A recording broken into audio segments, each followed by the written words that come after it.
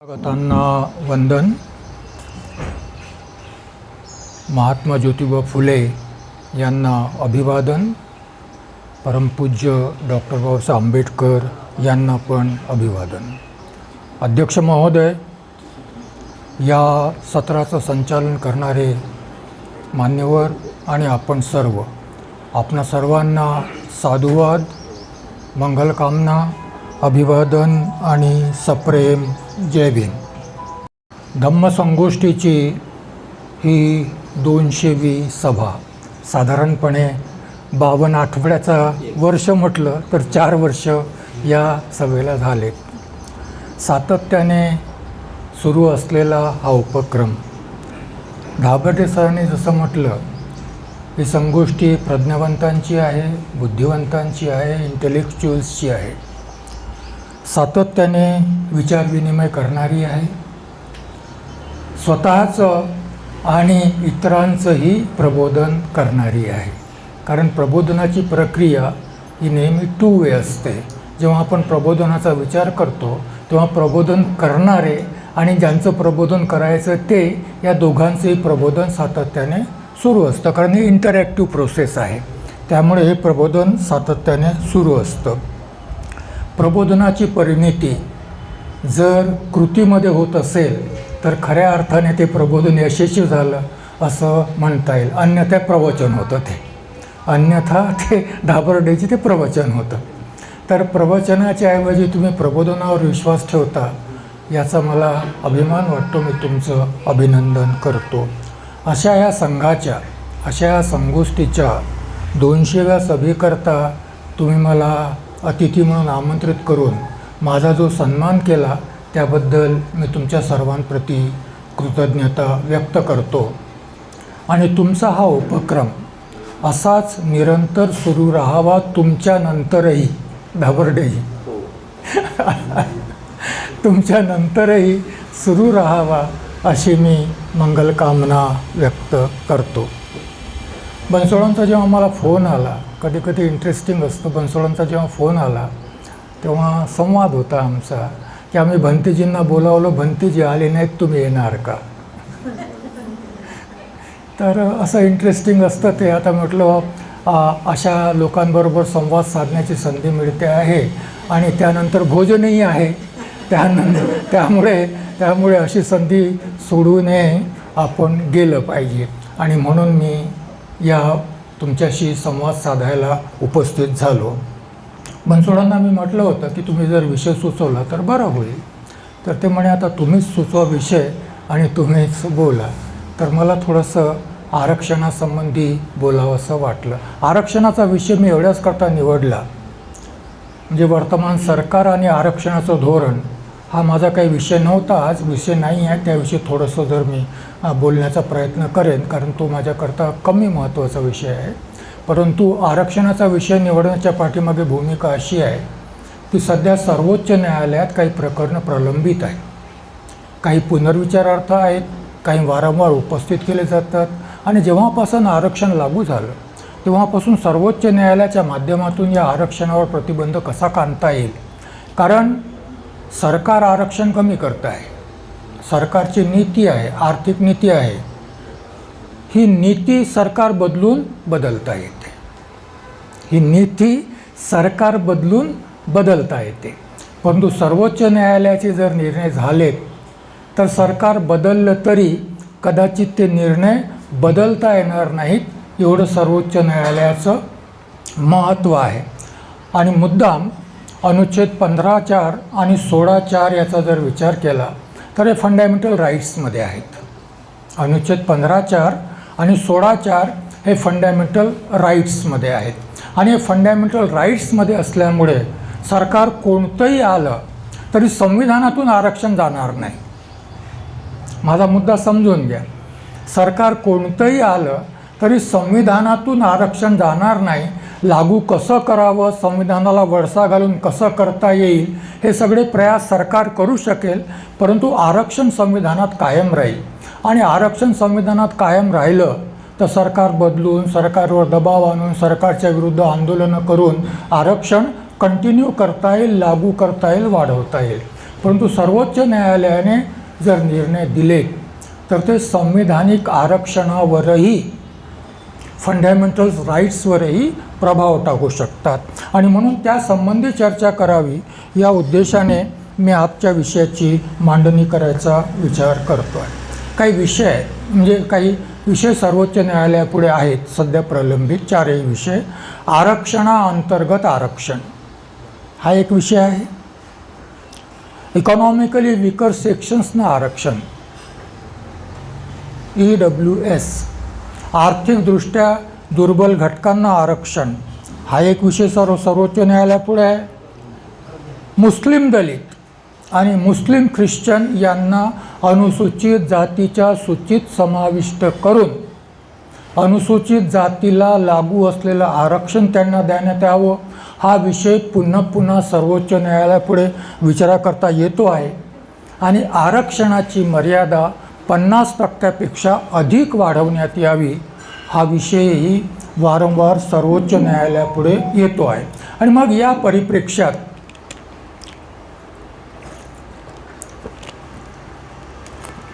कारण हे 4ही विषय कधीकधी आपल्याला असं वाटतं की याचा अनुसूचित जातीच्या आरक्षणाशी काय संबंध, कधी असे अनुसूचित जनजातीच्या आरक्षणाशी काय संबंध, असं वाटण्याची शक्यता आहे. कारण आरक्षणासंबंधी अनुसूचित जातीच सगळ्यात जास्त बोलतात. अनुसूचित जातींनाच हा आपल्या जीवन मरणाचा प्रश्न वाटतो. आणि त्यामुळे कधीकधी याच्याशी EWSला आरक्षण दिलं आपल्याला काय घेणं देणं आहे वगैरे वगैरे आपली समज होण्याची शक्यता आहे. परंतु आरक्षणासंबंधी जे काही घडत असेल त्याचा अनुसूचित जातीच्या आरक्षणाशी संबंध आहे आणि राहीलही. त्यामुळे आपण अनुसूचित जातीचे म्हणून, बाबासाहेबांचे अनुयायी म्हणून, संविधान निर्मात्याचे अनुयायी म्हणून, संविधानाशी निष्ठा असलेले लोक म्हणून, संविधानाच्या संरक्षणाची जबाबदारी असलेले लोक म्हणून या आरक्षणाच्या प्रश्नाकडे गंभीरतेने वेगळ्या दृष्टीने पाहिलं पाहिजे.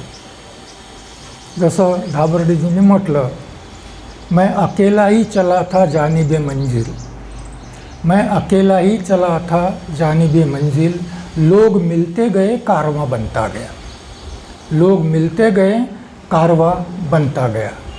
मला का आठवलं हे, एवढ्याच करता आठवलं की 1919 साऊथ बरो कमिशन, साऊथ बरो कमिशनला निवेदन देणारे डॉक्टर आंबेडकर एकटे होते. त्यावेळी डॉक्टर आंबेडकरांच्या पाठीमागे संघटना नव्हती, समाजाचा जर प्रश्नच नव्हता. डॉक्टर आंबेडकर एकटे होते आणि एका व्यक्तीचं ते निवेदन होतं, एका व्यक्तीचं ते निवेदन होतं. आणि मग डॉक्टर आंबेडकरांनी पहिली संघटना कदाचित असावी स्थापन केली, ते 1924ला स्थापन केली, बहिष्कृत हितकारिणी सभा. त्याच्या आधी 1919 ते 1924पर्यंत कदाचित डॉक्टर आंबेडकरांनी कोणतीही संघटना स्थापन केली नाही. कोणत्या संघटनेशी जोडलेले होते की नव्हते मला माहीत नाही. आणि म्हणून अकेलाही चला था, एकाच माणसाने निवेदन दिलं आणि तिथून आरक्षणाच्या संघर्षाचा आरंभ झाला. तसा आरक्षणाचा इतिहास या देशामध्ये काही हजार वर्षांचा असेल, कारण सवर्णांना या व्यवस्थेने काही हजार वर्षापासून परमनंट आरक्षण दिलेलं होतं. या परमनंट आरक्षणधारी सवर्णाच्या विरोधात अवर्णांना, शूद्रांनाही आरक्षण मिळालं पाहिजे याचा संघर्ष 1919ला सुरू झाला. आज 2022ला आपण विचार करतो आहोत, म्हणजे 103 वर्ष आपण आरक्षणाशी जुळलेलो आहोत, आरक्षणासाठी संघर्ष करत आहोत, आरक्षण राखलं जावं याकरता संघर्ष करत आहोत. परंतु कदाचित हा संघर्ष आरक्षणाची उद्दिष्ट साध्य व्हावीत याकरताही करत आहोत का, प्रश्नचिन्ह आहे. आरक्षणात करतो आहोत, मी फार मोजून मापून शब्द वापरतो आहे. आपण आरक्षण जिवंत राहावं, संविधानात आरक्षण असावं, आरक्षणाचे लाभ लाभार्थींना मिळावेत याकरता आम्ही सातत्याने संघर्ष करतो आहोत बाबासाहेबांच्या नंतर. परंतु बाबासाहेबांना संविधानाला अभिप्रेत असलेले आरक्षणाची उद्दिष्टही साध्य व्हावीत याकरता संघर्ष करत आहोत का? मी प्रश्नचिन्ह उपस्थित करतो. याचं उत्तर यस और नो आपण पुढे पाहू. हा प्रश्न आपण स्वतःलाही विचारता येईल.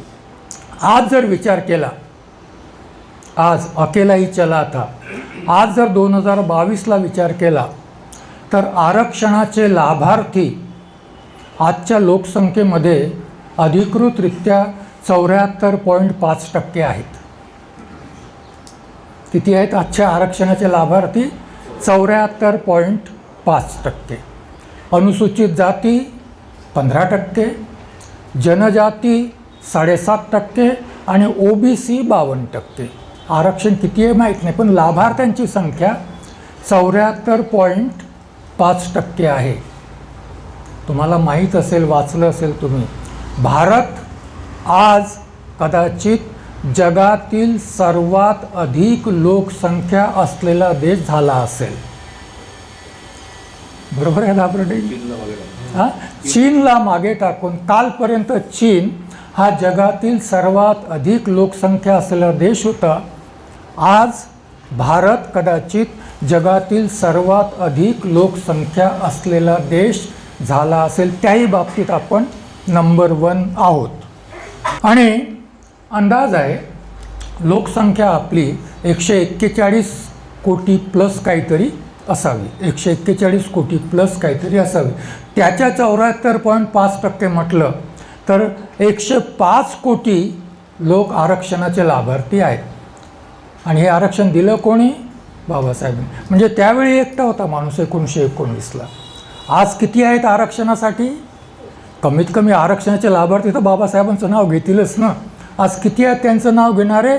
या देशामध्ये 105 कोटी आहेत. मोदी कितीही म्हणत असले, मोदी कितीही की सारा भारत 130 करोड लोगों का मैं प्रतिनिधित्व करता हूँ, परंतु हे वास्तव नाही आहे.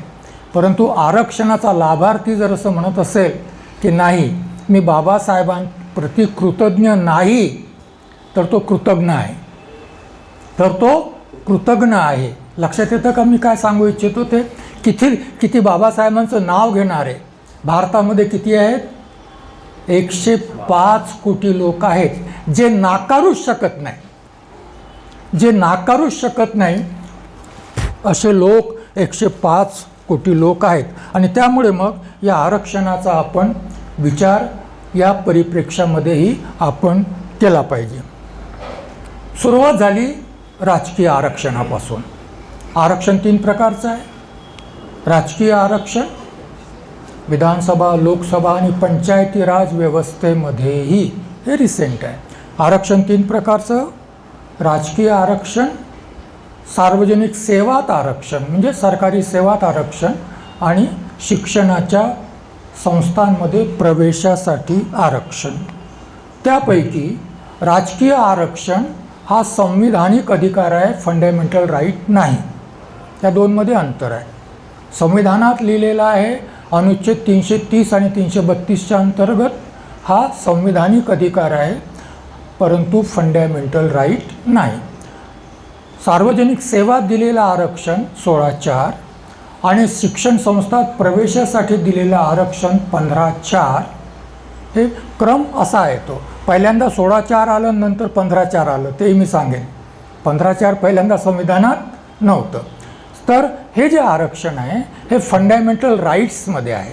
म्हणजे मग फंडामेंटल राईट्समध्ये आणि याच आरक्षणाला सगळ्यात जास्त विरोध होत आहे. जो विरोध होतो, तुम्ही कधी असं ऐकलं की यांचं पॉलिटिकल आरक्षण काढून घ्यावं? कधी ऐकलं आहे का तुम्ही असं? यांचं पॉलिटिकल आरक्षण काढून घ्यावं असं कोणी बोलल्याचं ऐकलं आहे का? का नाही बोलत असं? समजा मी तुम्हाला प्रश्न विचारला की या समाजाचं राजकीय आरक्षण काढून घेण्यात यावं असं का बोललं जात नाही? घाबरडेजी, का बोललं जात नाही? सुप्रीम कोर्टामध्ये केस पेंडिंग आहे आणि हिअरिंग आहे, लवकरच असेल. त्याच्याकरता सुप्रीम कोर्टात जायची गरज नाही आहे. कारण हे आरक्षण पार्लमेंट केव्हाही काढू शकतं. दर 10 वर्षाने पार्लमेंट त्याला वाढवतं. गेले असतील तो त्यांचं अज्ञान आहे, परंतु हे आरक्षण दर 10 वर्षांनी वाढवलं जातं. जर 2030ला वाढवलं नाही तर आपोआप रद्द होईल. 2030ला जर 2020ला वाढवण्यात आलं 10 वर्षाने, 2030ला जर वाढवलं नाही पार्लमेंटने तर आपोआप रद्द होईल. 1960 पासून दर 10 वर्षांनी हे आरक्षण वाढवलं जातं. लक्षात आलं का? 1960 पासून दर 10 वर्षाने हे आरक्षण पार्लमेंटने वाढवलं जातं आणि म्हणून याला संविधानिक अधिकार म्हणतात. परंतु हा पार्लमेंटच्या अधीन आहे. याला का विरोध केला जात नाही सांगेन मी नंतर. परंतु अनुच्छेद 16(4) आणि 15(4) हे फंडामेंटल राईट्समध्ये आहेत, पार्लमेंटच्या अधिकार कक्षेच्या बाहेर आहेत. पार्लमेंटच्या अधिकार कक्षेच्या बाहेर आहेत, त्यामुळे याला विरोध आहे. हे परमनंट आहे. तसे कुठपर्यंत राहतील माहीत नाही, परंतु हे पार्लमेंटच्या अधिकार कक्षेच्या बाहेर आहेत. मी एवढ्याच करता सांगू शकतो, कारण फंडामेंटल राईट्स सर्वोच्च न्यायालयाच्या अनेक निर्णयांच्या आधारावर पार्लमेंटला संविधानात संशोधन करण्याच्या अधिकारावर काही नियंत्रण आहे. पार्लमेंट पहिलं नियंत्रण असं आहे की पार्लमेंट, तुम्ही ऐकून घ्या, समजून घ्या, पार्लमेंट संशोधन करू शकते, कॉन्स्टिट्यूशन बदलू शकत नाही. संशोधन म्हणजे बदल नाही. संशोधन करू शकते, कॉन्स्टिट्यूशन बदलू शकत नाही. त्यामध्ये सर्वोच्च न्यायालयाने असा प्रतिबंध लावलेला आहे की कॉन्स्टिट्यूशनचे 2 भाग, एकाला ते म्हणतात बेसिक स्ट्रक्चर म्हणतात, मूलभूत संरचना, आणि दुसऱ्याला म्हणतात रिमेनिंग कॉन्स्टिट्यूशन, उर्वरित संविधान. सर्वोच्च न्यायालय असं म्हणतं, वेगवेगळ्या निर्णयामध्ये आलेलं आहे की उर्वरित संविधानामध्ये संशोधन करता येईल, परंतु बेसिक स्ट्रक्चरमध्ये पार्लमेंटला संशोधनाचा अधिकार नाही. हे संविधानात कुठेच लिहिलेलं नाही आहे. हे कोणाचं इंटरप्रिटेशन आहे? हे सर्वोच्च न्यायालयाचं इंटरप्रिटेशन आहे. संविधानात असं कुठेही लिहिलेलं नाही. संविधानात लिहिलेलं आहे की या अनुच्छेदामध्ये संशोधन करायचं असेल तर पार्लमेंटचं साधं बहुमत 2/3 बहुमताने करता येईल. या अनुच्छेदात संशोधन करायचं असेल तर अर्ध्या राज्यांच्या विधानमंडळाचीही मान्यता लागेल. या अनुच्छेदांमध्ये संशोधन करावयाचं असेल तर राष्ट्रपतीसहित, राष्ट्रपती जे पार्ट ऑफ द पार्लमेंट, यांच्या सहित ते संशोधन करता येईल, एवढंच लिहिलेलं आहे. परंतु बेसिक स्ट्रक्चर हा उल्लेख संविधानात कुठेही नाही. आणि मग हे इंटरप्रिटेशन जे आहे, आर्टिकल संशोधन करण्याचं इंटरप्रिटेशन जे आहे, हे सर्वोच्च न्यायालयाचं आहे. आणि मग सर्वोच्च न्यायालय म्हणतं की बेसिक स्ट्रक्चरमध्ये संसदेला संशोधन करण्याचा अधिकार नाही. आणि त्याच्याकरता स्पष्टीकरण देतं. त्यांचं म्हणणं असं आहे की बेसिक स्ट्रक्चरमध्ये संशोधन याचा अर्थ संविधान बदलणं. बेसिक स्ट्रक्चर पायाच उखडला तर इमारत काय कायम राहील? बेसिक स्ट्रक्चर म्हणजे बेसिक म्हणजे फाउंडेशन ना. जर तेच उखडलं तर इमारत कायम राहील का? त्यामुळे संविधान बदलण्याचा अधिकार पार्लमेंटला नाही. संशोधनाचा अधिकार, संशोधन म्हणजे ही भिंत तुटली दुरुस्त करा, या ठिकाणी दरवाजा पाहिजे होता त्या ठिकाणी खिडकी आहे तर दरवाजा करा, परंतु मूलभूत पाया बदलता येणार नाही. आणि मग त्याच्याकरता जस्टिफिकेशन सर्वोच्च न्यायालयाने दिलं. संविधानाचे निर्माते, त्याला ते फाउंडिंग फादर्स म्हणतात, ते केवळ डॉक्टर आंबेडकर संविधानाचे निर्माता होते असं सर्वोच्च न्यायालयाने कुठेच म्हटलेलं नाही आहे आतापर्यंत. ते फाउंडिंग फादर्स म्हणतात. याचा अर्थ जे 300 सदस्य होते संविधान सभेमध्ये ते सर्व संविधानाचे निर्माते होते. एका अर्थी बरोबर आहे, एका अर्थी ते बरोबर आहे. बाबासाहेब कधी म्हणत नाही की मी संविधानाचा निर्माता आहे. ते म्हणतात या देशाचे लोक, त्यावेळी जेवढे असतील तेवढे, हे सर्व संविधानाचे निर्माता आहेत. कारण ते म्हणतात की आम्ही भारताचे लोक आज दिनांक 26 नोव्हेंबर 1949 या रोजी आमच्या संविधान सभेत, म्हणजे लोक क्लेम करतात की संविधान सभा कोणाची आहे? आमची आहे. लोक क्लेम करतात की संविधान सभा आमची आहे. आमच्या संविधान सभेत हे संविधान आम्ही अधिकृत करतो, अधिनियमित करतो आणि आम्हालाच अर्पण करतो. मग आता संविधान कोणाचं? संविधान कोणाचं? संविधान लोकांचं आहे. संविधान लोकांचं आहे. आपण जसं इंटरप्रिट करू तसा त्याचा अर्थ लावता येईल. तर सर्वोच्च न्यायालय म्हणतं संविधानाचे फाउंडिंग फादर्स काही एवढे मूर्ख होते की संविधानात उद्ध्वस्त करण्याची प्रोव्हिजन संविधानामध्ये करतील? लक्षात आलं का काय म्हणतात? तर्क त्यांचा काय तेवढे मूर्ख होते की संविधानच नष्ट करायची प्रोव्हिजन संशोधनाच्या नावावर करतील. त्यामुळे बेसिक स्ट्रक्चर कोणालाही उद्ध्वस्त करता येत नाही. त्याच्यामध्ये 6 एलिमेंट्स आहेत. त्यापैकी फंडामेंटल राईट्स वाढवता येतात, कमी नाही करता येत. वाढवता येतात, कमी नाही करता येत. कोणतेही प्रिव्हिलेजेस असतील ते वाढवता येतात आणि त्यामुळे विरोध आहे तो 16(4) आणि 15(4)ला. त्यालाही कारण आहे, ते आपण नंतर पाहूया. जेव्हा 1919 साली डॉक्टर बाबासाहेब आंबेडकरांनी पॉलिटिकल आरक्षणाची मागणी केली, 1932 पर्यंत आरक्षणाचा उद्देश होता त्यांचा, आम्हाला प्रतिनिधित्व पाहिजे, आम्हाला इलेक्टेड बॉडीजमध्ये प्रतिनिधित्व पाहिजे. त्याला आणखीन जोडून आहे आमचं प्रतिनिधित्व आम्हीच करावं अशी निर्वाचन व्यवस्था पाहिजे. हे बोललं जात नाही कधी. मी काय बोलतो ते काळजीपूर्वक करायचं. आम्हाला प्रतिनिधित्व पाहिजे. प्रतिनिधित्व डॉक्टर आंबेडकर 1927ला विधानमंडळात होते ना? होते की नव्हते? 1927ला डॉक्टर आंबेडकर विधानमंडळात होते, परंतु त्यांना असं प्रतिनिधित्व मान्य नव्हतं. कारण त्यांना कोणी नॉमिनेट केलं होतं? आपल्या लोकांनी, सरकारने नॉमिनेट केलं होतं. त्यांचं म्हणणं होतं की नॉमिनेटेड रिप्रेझेंटेशन मला नको आहे. नॉमिनेटेड तुम्ही कितीही दिलं तरी मला हे रिप्रेझेंटेशन नको आहे. फरक आहे याच्यामध्ये. माझ्याच लोकांनी मला, हाच तर प्रश्न गांधींनी विचारला. आंबेडकरांना कोणी बोलावलं राऊंड टेबल कॉन्फरन्समध्ये? सरकारने बोलावलं. हे सरकारचे प्रतिनिधी आहेत. मी काँग्रेसचा प्रतिनिधी आणि काँग्रेस लोकांची संघटना आहे, त्यामुळे मी अस्पृश्यांचं प्रतिनिधित्व करतो. हा गांधींचा दावा. असंच नव्हतं बोलत कोणी. राऊंड टेबल कॉन्फरन्समध्ये बसलेले लोक काही असेच बोलत होते का? गांधींनी असाच दावा केला का? त्या दाव्याच्या पाठीमागे हे वास्तव होतं की आंबेडकरांना ब्रिटिश गव्हर्नमेंटने निमंत्रण देऊन बोलावलेलं होतं, आंबेडकरांच्या लोकांना न विचारता.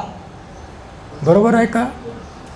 या फॅक्ट्स आहेत. आणि म्हणून मग जेव्हा हा संघर्ष झाला तेव्हा डॉक्टर आंबेडकर पददलितांचे प्रतिनिधी आहेत, गांधी नाहीत, हे सिद्ध व्हावं याकरता भारतातून हजारो टेलिग्रॅम्स गेले पददलितांच्या वतीने. आणि मग डॉक्टर आंबेडकरांनी तो टेलिग्रॅमचा गठ्ठा अध्यक्षांपुढे म्हणजे ब्रिटिश प्रधानमंत्र्यापुढे ठेवला आणि आता गांधींना विचारलं की मी कोणाचा प्रतिनिधी आहे, याकरता मला गांधीच्या प्रमाणपत्राची गरज नाही. Who is Gandhi to certify that to whom I am representing? Who is Gandhi?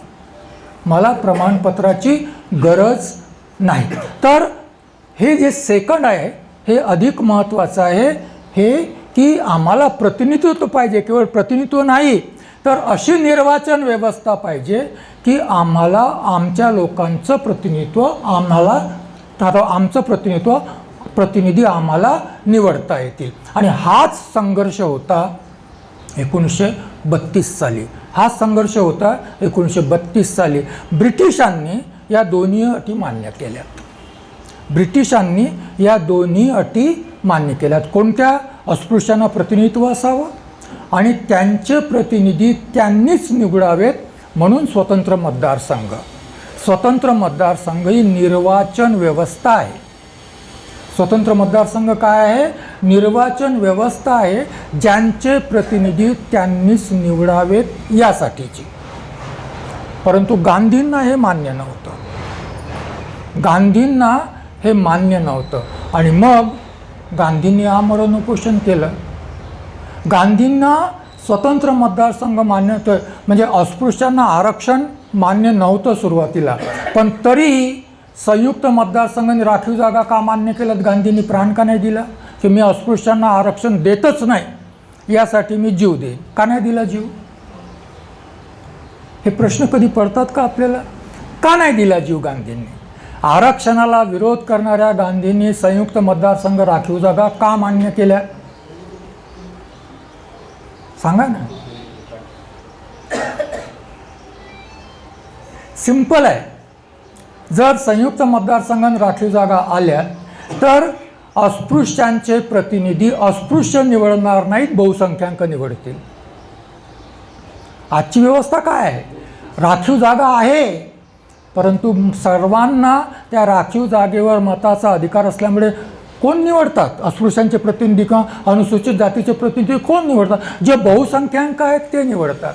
आणि बहुसंख्याकांना हवा असलेला प्रतिनिधी जर निवडला जात असेल तर बहुसंख्याकांचा या आरक्षणाला विरोध का असावा? या आरक्षणाला विरोध का नाही ते इथे आहे. पददलितांचा, अनुसूचित जातीचा प्रतिनिधी जर बहुसंख्याकांनाच निवडायचा आहे तर मग या आरक्षणाला विरोध का असावा? परंतु 16-4 बहुसंख्याकांचं काही चालत नाही, तिथे हस्तक्षेप नाही करतायत. 15-4 तिथे बहुसंख्याकांना हस्तक्षेप नाही करतायत प्रिन्सिपली संविधानाच्या दृष्टीने.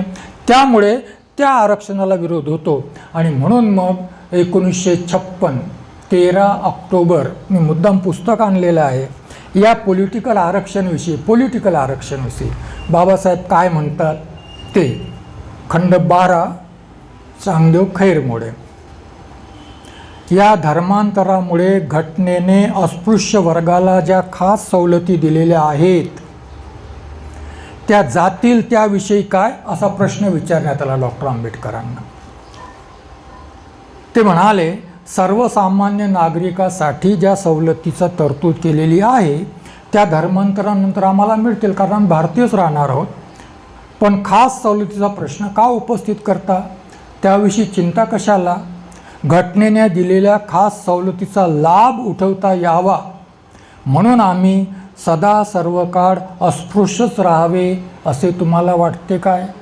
या प्रश्नाचा पुन्हा जर आपल्याकडे जर 2022 21ला व्हायला पाहिजे होती, 2022ला जनगणना करणारी येतील तेव्हा हे वाचावं, थोडंसं पुस्तक घेऊन हे वाचावं, म्हणजे आपला निर्णय घेता येईल. बरोबर आहे का?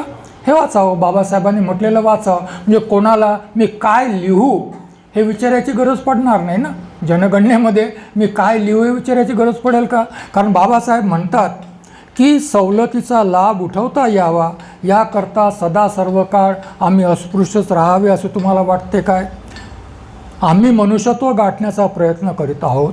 घटनेने दिलेल्या खास सवलती मिळाव्यात म्हणून ब्राह्मण अस्पृश्य होतील काय, असं बाबासाहेब म्हणतात. पुढचं महत्त्वाचं आहे या पॉलिटिकल आरक्षणाविषयी. कदाचित आंबेडकर त्यांना तशा खास सवलती मागण्याची वेळ येईल. कोणाला? ब्राह्मणांना. EWS हे ब्राह्मणांनी मागितलेल्या खास सवलती आहेत. आर्थिक आधारावर आरक्षण नाही कोणी म्हणावे, पण पूर्वी जेव्हा आम्ही विभक्त मतदारसंघाची मागणी केली तेव्हा गांधीजींनी विरोध केला. मग आताच खास सवलतीचा मुद्दा का पुढे येतो?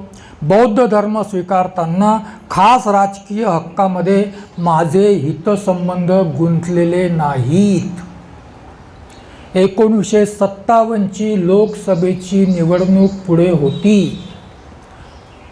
त्यावेळी बाबासाहेबांचे सहकारी असलेले काही मान्यवर नेते 1956च्या धर्मांतराला विरोध करत होते. बाबासाहेबांच्या अत्यंत निकटचे बाबासाहेबांचे सहकारी. त्यांचं म्हणणं एकच होतं की 57ची निवडणूक आहे, आता जर धर्मांतर केलं तर आम्हाला आरक्षण जे मिळालेलं आहे पॉलिटिकल त्याचा परिणाम त्याच्यावर 1957च्या निवडणुकीमध्ये परिणाम होईल. तुम्ही हे टाळावं.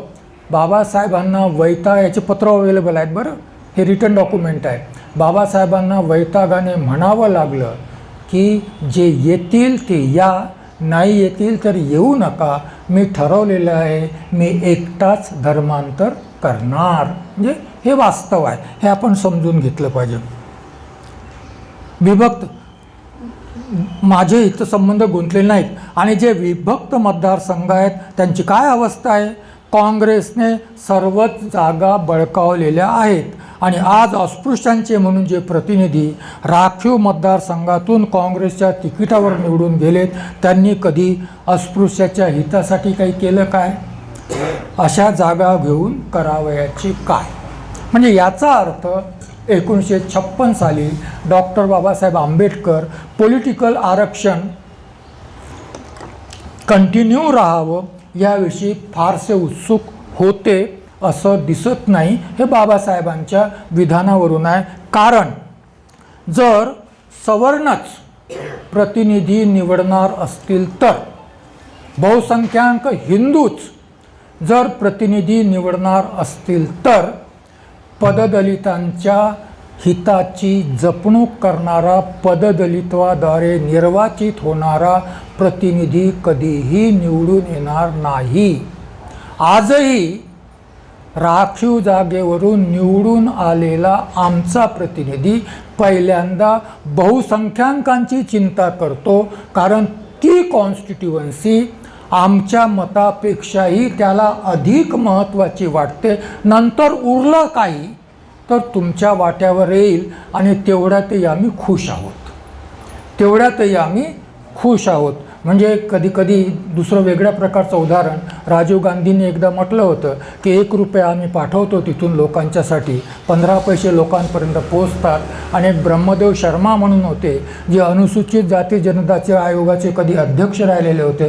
ते म्हणत होते की 85 पैसे जातात कुठे याविषयी लोक नाही भांडत, ह्या 15 पैसे आमच्या वाट्यावर याकरता भांडतात.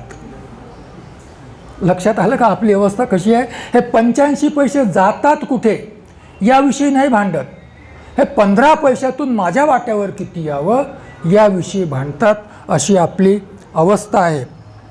आता विषय निघालाच, माहिती म्हणून सांगतो फक्त. संविधान सभेत 28 ऑगस्ट 1947 बाबासाहेबांच्या सहीने, बाबासाहेबांच्या अनुपस्थितीत 4 लोकांनी एक प्रस्ताव मांडला ह्या राखीव मतदारसंघाकरता. प्रस्ताव असा होता की अनुसूचित जातींना संविधानात आरक्षण मिळतंच आहे, परंतु राखीव जागेवर निर्वाचित होणाऱ्या प्रतिनिधीला अनुसूचित जातीची किमान 35% वोट मिळाले तरच त्याला निर्वाचित घोषित करण्यात यावं. एवढाच प्रस्ताव होता.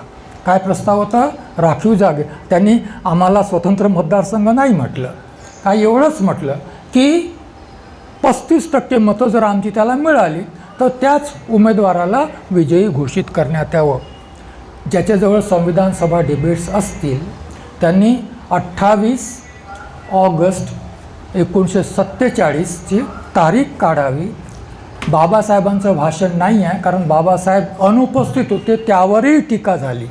परंतु सरदार वल्लभभाई पटेल आणि दाक्षायणी वेलायुधम नावाची केरळची बाई होती, तीही अनुसूचित जातीचीच होती. यांनी जेवढी कठोर टीका 28 तारखेला बाबासाहेबांवर केली तेवढी कठोर टीका 3 वर्षाच्या काळात कधीही बाबासाहेबांच्या वाट्यावर आली नाही. कारण या माध्यमातून डॉक्टर आंबेडकर पुन्हा स्वतंत्र मतदारसंघाची मागणी करत आहेत असा त्यांच्यावर आरोप करण्यात आला होता आणि अत्यंत कठोर टीका करण्यात आलेली होती. आणि त्यामुळे पॉलिटिकल आरक्षण जाणार नाही, पॉलिटिकल आरक्षणाला कोणी विरोधही करणार नाही. जर या निमित्ताने आम्ही तुमच्या आरक्षणाचे संरक्षण करत आहोत, आम्ही तुमच्या आरक्षणाला हात नाही लावू देणार असं म्हणून जर बहुसंख्याकांच्या मतावर, त्यावेळी बहुसंख्याक काँग्रेसच्या पाठीशी होते त्यामुळे काँग्रेसच्या तिकिटावर लोक निवडून जात होते. आज बहुसंख्याक BJPच्या पाठीशी आहेत त्यामुळे BJPच्या तिकिटावर आज आपले म्हणणारे प्रतिनिधी बहुतांश निवडून जातात. त्यावेळी काँग्रेसचा विरोध नव्हता. आज बी जे पीचा विरोध नाही, याला विरोध करण्याची काहीही गरज नाही आणि त्यामुळे मग अशा प्रकारचं हे पॉलिटिकल आरक्षण आहे कधीच जाणार नाही. आपल्यासाठी विरोध कशाला होतो? 16-4 आणि 16-5 15-4 16-4 आणि 15-4ला. कारण हे आरक्षण पार्लमेंटच्या अधीन नाही. या आरक्षणामध्ये बहुसंख्याकांना हस्तक्षेप करण्याला कुठेही वाव नाही. मी तुमचं एक लक्ष, तुम्हाला किती लोकांना माहीत आहे मला माहीत नाही, पण मुद्दाम 50% आरक्षणाचा विचार, 50% आरक्षणाची मर्यादा जी ठरवण्यात आलेली आहे सुप्रीम कोर्टाने, संविधानाने नाही, त्यावर आज या देशात रण माजलेलं आहे. आरक्षणची ही सीमा रद्द करावी असं सर्वांचंच म्हणणं आहे असं वाटते. कारण मराठा आरक्षण महाराष्ट्रामध्ये, गुजरातमध्ये पटेल आहेत आणि उत्तर प्रदेशमध्ये जाट आणि गुजर आहेत. साऊथलाही अशा मिडल कास्ट जाती आहेत, या मिडल कास्ट आहेत जे सध्या OBCमध्ये नाहीत परंतु OBC आहोत असं म्हणतात. आणि यांना आरक्षण पाहिजे आणि तेही स्वतंत्र आरक्षण पाहिजे, आरक्षणाची सीमा वाढवून. आणि याला आंबेडकरांचं नाव घेणाऱ्या पॉलिटिकल पार्टीसहित सर्वच राजकीय पक्ष याच्याकरता अनुकूल आहेत. याचे परिणाम काय होतील याची कोणालाही कल्पना नाही, असायचं काही कारण नाही. जेव्हा राजकीय स्वार्थ, राजकीय हित नाही म्हणत मी, आय डिफरन्शिएट, हित आणि स्वार्थ याच्यामध्ये मी डिफरन्शिएशन करतो. राजकीय स्वार्थासाठी संविधान उद्ध्वस्त झालं तरीही चालेल अशी आजची पॉलिटिकल लिडरशिप आहे. आणि मग या संदर्भात डॉक्टर बाबासाहेब आंबेडकर संविधान सभेत काय बोलले आणि त्या आधारावर आपण आरक्षणाचे संरक्षक म्हणून, आपण संविधानाचे संरक्षक म्हणून काय भूमिका घ्यावी हे मी मांडण्याचा प्रयत्न करतो. डॉक्टर आंबेडकर काय बोललेत याचा पुरावा म्हणून मी ओझं घेऊन आलेलो आहे. याचा पुरावा म्हणून हे ओझं मी घेऊन आलेलो आहे. हा आहे इंग्रजी ओरिजिनल. कारण तुम्ही मराठी वाचलं असेल तर म्हणाले घोडेस्वारनं लिहिलेलं आहे, त्यांना वाटलं तसं लिहिलं असेल. आम्हाला काय माहिती इंग्रजीमध्ये आहे की नाही ते, नाही का? म्हणून हे घेऊन आलेलो आहे. हा खंड 2 आहे 5 खंडापैकी. कॉन्स्टिट्युअंट असेंब्ली डिबेट्स हे अधिकृत आहेत. अधिकृत एवढ्याच करता की डिबेट्स म्हणजे मिनिट्स आहेत आणि प्रेसिडेंटने सर्टिफाय केल्याशिवाय मिनिट्स नोंदवले जात नाहीत. हे डॉक्टर राजेंद्र प्रसाद तत्कालीन संविधान सभा अध्यक्ष त्यांनी सर्टिफाय केलेले मिनिट्स आहेत. त्यामुळे याच्या अधिकृततेला कोणीही चॅलेंज करू शकत नाही. ज्यांच्याकडे डिबेट्स असतील त्यांनी 30 नोव्हेंबर 1948 या तारखेत बाबासाहेब काय बोलले, अनुच्छेद 16(4) तिथे अनुच्छेद 16(4) नसेल, तिथे अनुच्छेद 10(1) आणि 10(3) असा उल्लेख असेल. कारण मसुद्यामध्ये तो अनुच्छेद 10 होता, संविधानात तो 16 झाला. हे लक्षात ठेवायचं. कारण तुम्ही 16 शोधाल आणि तिथे 10 दिसेल तर मसुद्यात तो 10 होता आणि संविधानात तो अनुच्छेद 16 झाला. आरक्षण पहिल्यांदा, आरक्षणाचा विचार पहिल्यांदा, कारण संविधान सभेने एक प्रोसिजर ॲडॉप्ट केलेलं होतं संविधानाच्या निर्माणाकरता. वेगवेगळ्या समित्यामध्ये पहिल्यांदा बरेचसे निर्णय व्हायचे आणि ते निर्णय पार्लमेंटमध्ये संविधान सभेत ठेवले जायचे आणि संविधान सभेत ठेवल्यानंतर संविधान सभेने मान्यता दिली तर मग ते निर्णय संविधानात जायचे. ते निर्णय मसुदा समितीकडे जायचे आणि मसुदा समिती त्यांना संविधानात आणत होती. तर पहिल्यांदा एक समिती होती. मी चालेल ना बोललो तर म्हणजे वेळ किती मला माहीत नाही, कारण बऱ्याचशा गोष्टी अनुषंगाने येतात तुमच्या माहितीकरता, त्या सांगाव्याशा वाटतात मला. तर याकरता पहिल्यांदा या अल्पसंख्याकांच्या प्रश्नाकरता आणि पददलितांच्या आरक्षणासंबंधातही विचार करण्याकरता संविधान सभेने एक समिती नियुक्त केलेली होती. त्या समितीचं नाव होतं अल्पसंख्याक परामर्शदाता समिती, minorities advisory committee. Sardar Vallabhbhai Patel अध्यक्ष होते. कारण एकमेव समिती ही जी 29 ऑगस्ट 1947ला जी स्थापन झाली मसुदा समिती, ती जर सोडली तर बाकी सर्व समित्यांचे अध्यक्ष हे पटेल, नेहरू किंवा राजेंद्र प्रसाद होते, कारण काँग्रेसचं बहुमत होतं. अन्य कोणालाही कोणत्याही समितीचं अध्यक्षपद मिळालं नाही. या समितीमध्ये 52 सदस्य होते आणि अल्पसंख्याकांना कोणते विशेषाधिकार दिले जावेत याकरता संविधानात ही समिती होती. आणि या अल्पसंख्याकांच्या गटामध्ये अनुसूचित जाती जनजातींचाही समावेश होता. आणि मग अनुसूचित जाती जनजातींना कोणत्या विशेषाधिकार, आरक्षणा विशेषाधिकार मानला जातो असावेत याकरता यावर विचारविनिमय झाला. ही समिती जेव्हा नियुक्त करण्यात आली तेव्हा त्याचा प्रस्ताव मांडला जातो. संविधान सभा पार्लमेंटमध्ये एखादी कमिटी नियुक्त करायची असेल तर प्रस्ताव मांडला जातो, प्रस्तावक नावं सुचवतो, अधिकृततेपेक्षा जास्त नाव आली तर इलेक्शन होतं आणि इलेक्शन होऊन समिती स्थापन केली जाते. तर हा प्रस्ताव पंडित गोविंद वल्लभ पंत यांनी मांडला. 52 लोकांची समिती. आणि मग पददलित वर्गांचे, त्याकडे पददलित वर्ग, अस्पृश्य, अनुसूचित जाती असे शब्दप्रयोग होत होते. 7 प्रतिनिधी त्या ठिकाणी होते. आणि काँग्रेसचे एक सदस्य होते नागप्पा, हे बरेच बोललेत संविधान सभेत, त्यांचा बराच उल्लेख आहे.